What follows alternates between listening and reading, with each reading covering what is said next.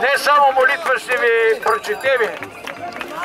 Богдлав е нашият владика Гервасий, но и той като архиерей на Българската църква.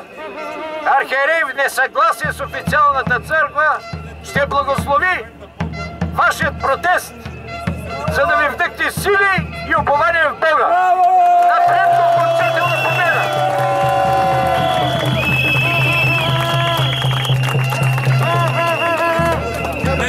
Направо.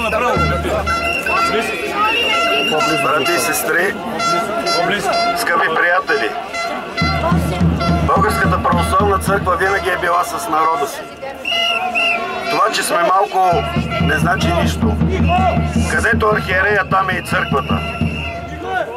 Искаме да ви кажем, че преди години ние водехме многолюдни шествия. Сега пак сме тук, пак ще ви поведем, пак ще застанем отпред, защото не е страхо нищо. Против комунизма сме. Против корупцията и против тези, които искат да ни хвърлят в сибирските полета, а не да ни поведат към Европа. Анатема на тях, а на вас живот и здраве.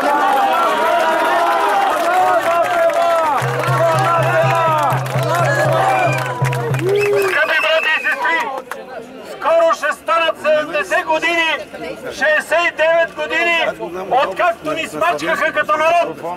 Това е злокобната дата 9 септември 1944 година.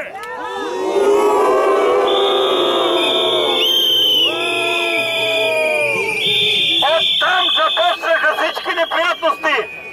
Където е стъпил комунистически бутуш, нищо добро не се ражда. Ето ги неща.